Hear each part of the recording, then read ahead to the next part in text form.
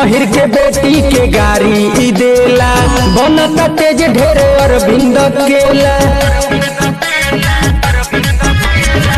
अहिर के बेटी के गाड़ी ई देला बनता तेज ढेरे अरविंद केला।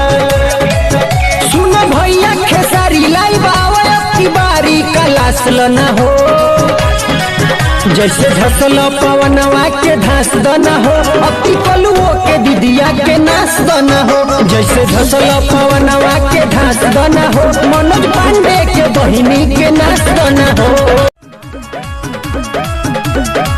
अहिर के बेटी के गाड़ी ई देला बनता तेज ढेरे अरविंद केला।